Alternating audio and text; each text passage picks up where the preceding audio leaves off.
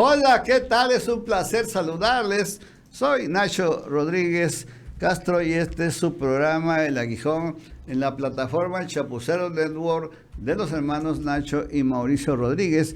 Y me acompaña como todos los días nuestro coordinador editorial Publio Romero. Publio, la agenda, ¿cómo está? ¿Qué tal, don Nacho? Pues vamos a hablar el día de hoy de dos temitas que la realidad es que está un poco ya baja la información, va bajando el movimiento conforme se van acercando ya el cierre del año. Vamos a hablar un poquito de los datos económicos, no solamente del cómo cierra el peso mexicano, la inflación, sino sobre todo de un factor que digamos es el que más siente la ciudadanía y es el tema del desempleo. Eso lo vamos a hablar en un segundo bloque, pero vamos a hablar primero que nada de ya inmersos en todo este tema de la sucesión presidencial y sobre todo el cómo ha sido el presidente pues muy enérgico en el hablar de austeridad, del manejo de los recursos. Podemos recordar, por ejemplo, cómo a Santiago Nieto pues le costó hasta la chamba el hacer una boda tan exuberante y fastuosa, porque la realidad es que el presidente no le gusta este derroche, esta opulencia. Le platicaba yo a don Nacho antes de entrar aquí que estaba escuchando a Salinas Pliego, cosa que no acostumbro, pero bueno, le di el privilegio de la duda y dije, vamos a escuchar qué dice. Y estaba hablando precisamente de López Obrador. Y decía que él, en su mundo de gente rica, millonaria y empresarios y jeques y todos los reyes y de todo, que había conocido a López Obrador y era una persona única. ¿Por qué? Porque a pesar de que lo ha venido repitiendo y que mucha gente a lo mejor hasta lo puede tomar como burla el tema de los 200 pesos en la cartera, es real. Dice, el presidente López Obrador, desde que lo conozco, hablaba Salinas Pliego, 20 años, nunca le ha importado el dinero. Y esto es importantísimo para quienes vengan a esta sucesión presidencial, para quien vaya a entrar, que también compartan esta austeridad y esta pobreza franciscana, si le quieren llamar. Y parte de eso, don Nacho, es lo que vamos a hablar el día de hoy, enfocado también en un muy buen reportaje que hizo usted desde las casas de Andrés Manuel López Obrador, en la casa donde vivía Rocío y en la casa donde José Manuel López Beltrán andaba todavía sin zapatos chiquitito. Así es, estaba conocí a José Ramón cuando estaba en su corralito de mimbre, como se acostumbra, ¿no? Los niños ya cuando empiezan más o menos a pararse y todo esto. Ahí estaba José Ramón, pero bueno, este lugar es increíble que ahí López Obrador haya vivido por lo menos 2 años, cuando regresó de Nacajuca, después de dirigir el INE, Instituto Nacional Indigenista del Estado, y se incorporó a la campaña del entonces candidato a gobernador Enrique González Pedrero, el maestro de López Obrador allá. Ahí estamos viendo algunas de las imágenes de antaño ahí. Sí, miren. Ahí está el presidente López Obrador y al lado de él, ahí está Rocío también. Intenté capturar algunas imágenes. Aquí hay otra también. Sí. Igual ahí un poquito más joven. ¿Cuántos años tendrá ahí Andrés Manuel? ¿Unos 30 quizás? ¿28, 30? Sí, 28, 30, sí. Sí. Ahí está. Y bueno, ya aquí vemos igual. Los grandes los muchachos. Ahí está José Ramón enfrente, mira. Ahí está José Ramón. Esa barba, cuando lo veo, digo, bueno, ¿cómo es posible que tenga esa barba? Además se ha engordado muchísimo. La buena vida. Sí. Vamos a ver, don Nacho, ahora sí, el reporte que nos hizo usted allá desde para los que no conozcan la ciudad de Villahermosa. Ahí está, don Nacho, a las afueras de lo que se llama un remodelado Mercado Pino Suárez, que es, digamos, el mercado junto a una central de abastos, el mercado más grande de Villahermosa. Y más viejo, un mercado que acaba de ser remodelado precisamente, lo inició a remodelar Peña Nieto y lo terminó la remodelación el presidente López Obrador. Y sobre todo también ver un poquito la vida que rodeaba al presidente López Obrador. Estábamos platicando igual antes de entrar. pues aparte de lo austera que era la vida que llevaba, que sigue llevando el presidente, también lo incómodo que era el lugar. ¿Por qué? Porque estamos hablando de un mercado, de una central de abastos donde están pues prácticamente 24/7 circulando camiones de todo, carga y descarga. Sí, gritos, No, de bocinazos. Y parte de esto van a ser testigos ustedes, porque lo vamos a ver aquí, un pequeño extracto que a los que les guste y quieran verlo completo, va a estar también en el canal de El Aguijón, para que vayan. Hojas Políticas. Sí. En Hojas Políticas. Completo. Completo. Ahí está el reportaje completo. Entonces nos van a dar aquí, don Nacho, una probadita de este reportaje desde Villahermosa, desde la primera casa del presidente López Obrador. Vamos a verlo. Hola amigos, ¿cómo están? Dirán, ¿dónde anda Nacho Rodríguez Castro? Y también aquí mi amigo José Orlando Pedro Garay. Ando precisamente en un lugar que se va a sorprender porque es una revelación importante, revelación con un misterio que se va a revelar en un instante más. Pero quiero que vean atrás de mí al mercado Pino Suárez, el más antiguo de Villahermosa, que ya lo renovaron supuestamente, pero que ya se ve viejo, y aquí ha sido la central de abasto, digamos, de Villahermosa, la capital, la más importante de todas. Hay otras, pero finalmente esta es la central clave, y aquí inició este mercado, otro edificio de los años 70, cuando era presidente Luis Echeverría, Diego López Portillo, y bueno, allí ustedes están viendo, todo está lleno de comercios, de mercado, y aquí en este departamento 103 vivió, aquí vivió su infancia, o parte de su infancia, los primeros meses, hasta su primer año. José Ramón López Beltrán. Es muy importante porque vamos a tocar y vamos a molestar, pero aquí en la noche es un escándalo. Ahorita ustedes ven que es un escándalo. Aquí yo tuve el placer de conocer a la ya fallecida Rocío Beltrán. Aquí le traje precisamente como un regalo a José Ramón López Beltrán un libro grande que se abría, eran los primeros libros infantiles, bueno, fino, y se los traje a regalar. Lo empezó a mostrar así, se lo dije a ella, a la señora Rocío, la saludé con mucho respeto y aprecio. Y bueno, la verdad es que Rocío fue una gente muy fina, una gente muy atenta. Entonces la conocí yo. Y bueno, aquí vivió hasta que se cambió a una casa que vamos también en otro momento a dar a conocer en un restaurante que se llama Galaxia. Pero aquí a José Ramón yo le regalé su primer libro, a lo menos de ese tipo, un poquito de los que se abren ya con figuritas de medio, porque no eran tan sofisticados entonces. Y bueno, para que vean ustedes que López Obrador no viene de ninguna familia. Cuando dicen es que tú naciste entre los ricos y te haces el pobre, ¿no? Rocío también aquí vivió, y de aquí se fueron a un razonamiento de Galaxia, que era del gobierno, y le vendieron una casa. Ya la vamos a visitar, es una casa también muy modesta, y bueno, ahí está. Esta es la historia viva del origen, del momento en que el presidente López Obrador estaba iniciando su carrera política. Ya había estado 4 o 5 años en el Instituto Nacional Indigenista, y ahí estaba arrancando una etapa más con el candidato a gobernador Enrique González Pedrero. Y bueno, ahí está. Este es al que acusan de que está haciéndose multimillonario, al que acusan de haber nacido, pues sí, en el campo, o en los ranchos, o en Tepetitán, pero es en Villahermosa, y aquí está la realidad de su origen, del origen de José Ramón, que fue el único que conocí yo aquí. A los demás los conocí ya en Galaxia.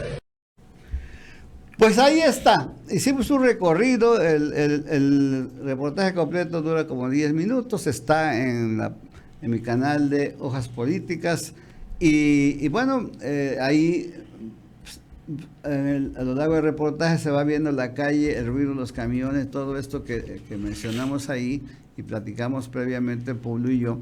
La verdad es que, como dices tú, es que él era genuinamente austero. Yo recuerdo que tenían los mismos muebles que luego se llevaban a su casa nueva, que eran butacas con cuero de res. Sí. Los curan y todo eso, y hay butacas que son muy sencillas, las hacían los indígenas, eso las trajo desde Nacajuca. Ahí estaba Rocío en la cocina, salió, me atendió, y bueno, me di cuenta pues que estaban viviendo de una manera sumamente pues modesta, no de miseria, pero sí modesta, sencilla. Había de todo, pero obviamente el eterno librero del presidente que ahí estaba, lleno de libros y papeles, pero la verdad, y un pequeño escritorio, pero la verdad es que vivir ahí, estar ahí con un niño, que prácticamente todavía era de pecho, con todo ese escándalo, y tener ahí, y ella estaba ahí. Aparte de eso, Rocío venía de una familia acomodada, de un municipio aquí muy rico de plataneros y ganaderos que se llama Teapa.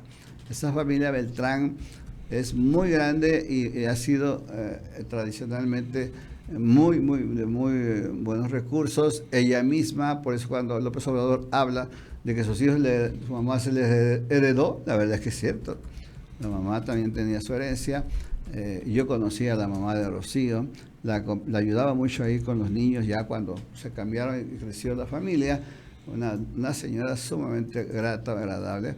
Y bueno, la verdad es que ella también se bajó del nivel de vida, digamos, que tenía ella, de niña rica, digamos, acomodada, se bajó a lo de López Obrador, y es increíble, pero la vemos ahí en las fotografías que pasó Publio. La verdad es que desde siempre estuvo con la actitud. Y también, como tú dices, Publio, la pobreza franciscana, que es genuina de López Obrador. Es que no es que dice austeridad, es que hay que vivir el amor y eso, es que así vivió él, con amor. Obrador nunca fue, a pesar de que era un tipo muy bien parecido, jamás tuvo aventuras o se le conocieron aventuras fuera de matrimonio. Ahí están sus hijos, ahí está la muestra. Rocío, pues una mujer obviamente de acá, con una cultura y una moral fuerte, pero aparte de eso, y al margen de eso, a mí siempre me llamó la atención que a veces ella no estaba conforme con ciertas, digamos, actitudes, viajes, riesgos que Obrador emprendía o corría, pero se aguantaba, porque ella estaba en lo suyo, sus hijos, su casa. Y bueno, ahí empezó la historia realmente de esta familia, porque es el primer hijo. Ya luego vinieron los otros, Andrés y el último, ¿no? Y ahora tiene, pues, son 3 allí, y más el hijo con la señora Beatriz Gutiérrez Müller, que ya es muy conocido. Y bueno, ese es el comienzo de la historia, de la odisea que dice López Obrador. Ahí estaba ya dando los pasos muy fuertes ya en la política. Después de aquí, de esta etapa, de ahí se va al gobierno de Enrique González Pedrero. Pero ahí empieza la grilla interna y lo presiona, y entonces él no se anda con tantas cosas y renuncia y se va a México, precisamente al Instituto del Consumidor, invitado por Clara Hutzman, que había sido su maestra en la Escuela de Ciencias Políticas, y se fue allá, estaba en Insurgente Sur, ahí estaba el Instituto del Consumidor, y ahí nos reconectamos de nuevo. Yo también ya me había ido a trabajar allá en cuestiones también de administración y cuestión política, y ahí nos volvimos a reencontrar, y ya tenía su departamento, que siempre menciona, ahí en Cupilco. Sí. Un departamento así de tipo popular también, sencillito, sin tantas, no sé, 3 recámaras, sí, pero no tenía nada, era también casi los mismos muebles, creo que eso llevó de acá. Entonces, esta casa es la que conservan ahora acá, la de Galaxia. El departamento obviamente era alquilado, que visitamos, Y bueno, hay que ver el completo, el reportaje en Hojas Políticas, mi canal también de este tipo, pero ahí sí está, dura como 10 minutos quizá el reportaje. Los invito a verlo. Vamos al siguiente tema, don Nacho. Ya está la invitación dada para que vayan ustedes a darse una vueltecita por allá. Vamos al siguiente tema. Vamos a hablar pues sobre este ya cierre de año y un pie del que cojeaba pues sí, México, y que pues sobre todo fue muy criticado el presidente López Obrador en el primero y el segundo año de su gobierno, y era el tema del empleo. Lógicamente hubo una debacle total cuando se viene la pandemia de COVID. El empleo se va al hoyo a nivel internacional. Las cifras de desempleo eran bestiales, preocupantes a nivel mundial. Y bueno, había que ver pues qué iba a pasar después de ello. Estábamos en una época, en una etapa donde pues no sabíamos nada, no sabíamos qué iba a pasar al día siguiente, todo era nuevo, todo era incertidumbre, y finalmente se ha ido calmando todo este tema de la pandemia. Hemos regresado a una normalidad o a una nueva normalidad, y con esto pues empiezan a surgir las nuevas cifras de empleo. Y es que es importante porque hay dos formas de ver esto. Una es el cómo el empleo se ha reducido, el desempleo se ha reducido a niveles, a márgenes históricos, a un 2.8%, que es realmente nada. Y otra que también le intentan dar la vuelta a la nota, que es el aumento del empleo informal. Para que se disminuya el desempleo, pues bueno, se entiende que va alguien, te dan un trabajo, te dan prestaciones, etcétera. Para que también esta gente que está entrando a la economía informal no es gente que está saliendo de la economía formal a la informal, al contrario, es gente que no estaba trabajando, gente que no estaba generando recursos y que ahora ve como un primer escalón entrar a la economía informal para más adelante, en un año, en dos, ya que sus negocios van prosperando, irse sumando poco a poco a una economía formal para ir todavía reduciendo más los índices de desempleo. Vamos a ver qué es lo que se reporta. El desempleo en México disminuyó al 2.8% en noviembre, esto lo reportó el INEGI. El 13.9% de las personas desocupadas buscó un empleo por más de 3 meses, mientras que las personas subocupadas fueron 4.5 millones.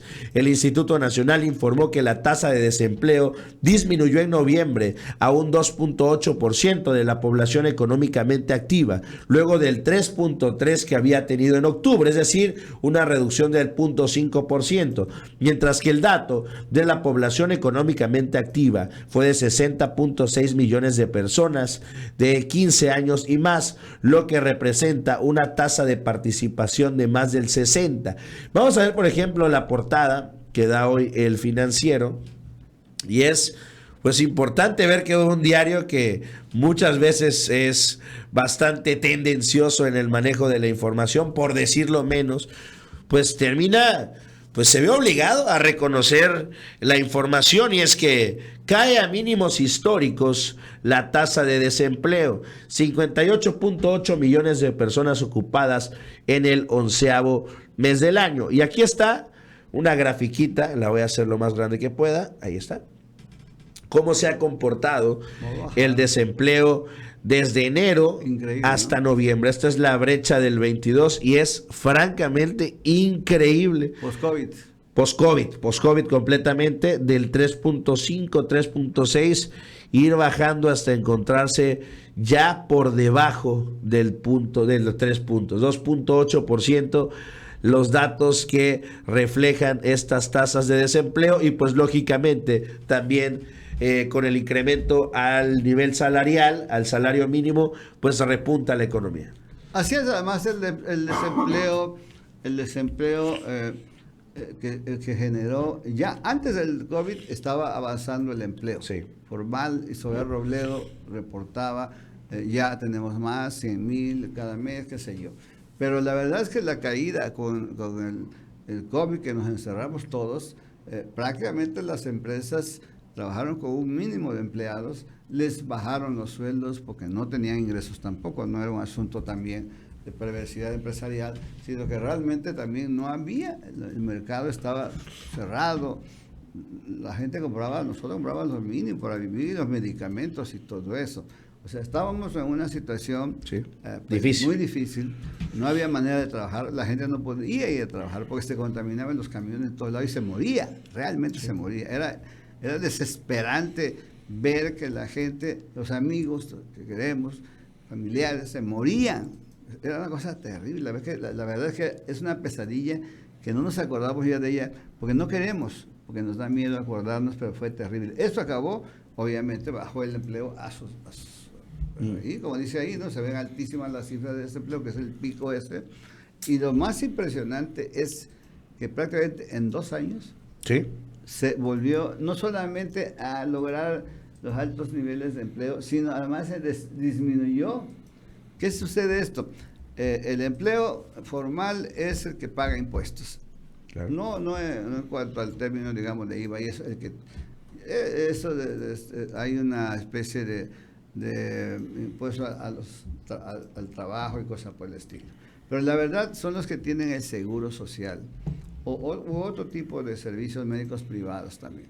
Entonces, esto implica que el empleo que están reportando ahí no es el informal, es el formal. Formal, correcto. El que está registrado en el IMSS. Y aparte de eso, como tú bien dices, el hecho de que el Financiero, el Economista, todos los periódicos de hoy traen la nota a pesar y dice... A regañadientes, ¿no? Sí, no, porque incluso hay alguna nota de esas perversas, creo que es en Universal, que dice, pues sí, bajó el desempleo, pero subió la inflación. No, la inflación no sube porque la gente ya tenga empleo y esté ganando dinero. La inflación es un problema de compras, de abasto pues internacional en cuanto... Y aparte, perdón que lo interrumpa, cuando sube la inflación es culpa de López Obrador. Así es. Si bajan las tasas de desempleo o si el peso te mantiene estable, ese es el panorama internacional. Así es, exactamente. Entonces te digo, no, de ninguna manera les da gusto, pero el hecho real y que lo tienen que reportar el Economista y sobre todo el Financiero, que es como tú bien dices, un periódico totalmente volteado al presidente, tiene que reconocerlo a pesar de eso. Ya le inventan que la inflación subió, pero la inflación no sube porque la gente tenga dinero y compre. La inflación sube porque lo que busca, que son alimentos, básicamente, están caros. Ustedes han visto que la canasta básica es un problema y que además nos falta, el presidente está ahorita trabajando en la autosuficiencia, ya no de energéticos, ya no de gas, ya no de nada, eso más lo está resolviendo. El problema que tiene ahorita el país es que le falta producción agropecuaria, básicamente de alimentos. Ese es el problema. Industrialización también, pues como estas empresas mexicanas que tanto éxito han tenido, empacando, ¿no?, en latas y todo eso, ellas también forman parte de las que él llamó y les pidió que ayudaran a la canasta básica. Pero la verdad es que ya con la gente con empleo, cuando menos sí tiene capacidad, compra, sube la demanda, obviamente la oferta baja y entonces suben los precios. Sí. Y además, pues la guerra Ucrania, sabemos que este es un tema mundial. Sin embargo, bueno, para verlo así en términos de México, todo indica, ponen ahí 2005, pero la verdad es que yo no recuerdo que haya habido esas cifras de empleo en este país desde hace décadas. Yo no creo que haya habido en 2005 los mismos niveles de empleo, porque pues la población ha crecido, ¿no? Crece de manera casi geométrica. En ese tiempo éramos pues 80 millones de mexicanos, 90, y ahorita somos 130. Entonces cada año crece la población, y en la medida que es mayor, pues obviamente tiene un efecto multiplicador, como decía la ley de Malthus de la población, que es geométrica. Pero bueno, ahí está López Obrador. ¿Por qué? Ahora, ¿por qué?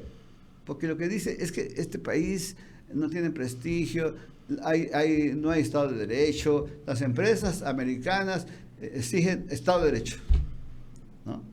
Sí, pero ahí viene Elon Musk y anuncia que va a hacer una gran inversión en Nuevo León. Ahí vienen otros también y que están invirtiendo en Sonora. Los chinos están invirtiendo en Sonora, en este Bacanora Litio, que ya se están arreglando de alguna manera para crear una empresa del Estado. Ahí está Alfonso Durazo en este trabajo. Entonces la gente viene e invierte. Lo único que le exigen es paga tus impuestos, ten tus permisos al día, todo esto. Como bien decían los chapuceros el otro día, la gente, los que le dieron bloques para explotar el petróleo y gas, están devolviéndolos porque no quieren invertir. Como dice Obrador, aquí no hay ni un barril de petróleo nuevo desde que fue la reforma energética. Entonces están devolviendo porque obviamente el Obrador no se dejó y lo está recogiendo ya todas las concesiones que se dieron. Pero la verdad es que la gente está llegando a invertir. O sea, no vienen a poner dinero nada más en los bancos que son los más caros del mundo. Aquí todos los bancos internacionales ganan. No, también vienen a invertir y generan empleo. ¿Qué problema tenemos con las minas canadienses? Es que ellas generan empleo. Y desgraciadamente hay que aguantarles toda su irresponsabilidad, como pasó en Perú ahora, ¿no? Que hasta tumbaron al presidente Pedro Castillo. Entonces, la verdad es que López Obrador está generando empleos reales, inversión real, bien pagados, mejor pagados, porque además él ya le ha dado a un salario mínimo pues casi el 90% ya de lo que costaba cuando empezó su sexenio, ya prácticamente se ha multiplicado. Y esto implica también mayor capacidad de gasto de las familias, mayor petición en los almacenes, en las tiendas, y eso hace que como no hay el abasto alimenticio, que nosotros no somos autosuficientes, nos descuidamos porque decían que iban a comprar todo afuera y resulta que afuera tampoco no nos quieren vender o nos venden muy caro. Ese es el tema y verdaderamente hay que reconocer a López Obrador en su cuarto año. Estas cifras son muy alentadoras y además porque es un empleo real, formal. Este empleado que esto que están reportando, que son casi 450,000 empleos nuevos, la verdad es que ellos tienen seguridad social, con todas las deficiencias del seguro social, ahí tienen un buen nivel de servicio. Con todas las deficiencias del sistema de ISSSTE también, el gobierno sí ha reducido o ha cambiado más bien de orden su plantilla. Hay mucha gente que sí se queja, y eso hay que decirlo, de que le bajaron un poco estos aguinaldazos de 2 o 3 meses, ¿no? Sí. Sí, se están quejando en el Seguro Social y esto. Pero la verdad es que es una etapa nada más. Yo creo que las prestaciones van a aumentar de otra manera a todos los empleados del sector público federal. Pero bien por Andrés Manuel, bien por el presidente y bien por nosotros que hemos apostado pues por nuestro paisano, el presidente López Obrador, a quien vimos, en mi caso particular, lo vi desarrollarse incluso hasta su propia familia, a su primer hijo, como ya se narró en la primera parte de esta participación que tenemos aquí. Y bueno, creo que es hora. Con eso terminamos, don Nacho, esta emisión de jueves, penúltima emisión de la semana del Aguijón. Les recordamos ahí, nos echen la mano con su poderosísimo like. También acompañen a don Nacho en sus redes sociales, @hojaspolíticas en Twitter y también en YouTube. Vayan también a darse una vuelta por el Aguijón. A mí me pueden encontrar como Publio Romero en Twitter y como Publio ARL en YouTube, en esta misma plataforma. Y cerramos este viernes chiquito, don Nacho. Así es. Lo anunciamos para mañana. Visita nuestra mesa especial de los viernes en nuestra cantina favorita, porque pues el sábado todavía vamos a empezar la beba. Sí, hay que cuidarse para poder tener fuerza. La maratónica. Sábado hasta la madrugada y el domingo pues... no se para, no se duerme, se continúa. Nos veremos el lunes. Nos vemos, gracias.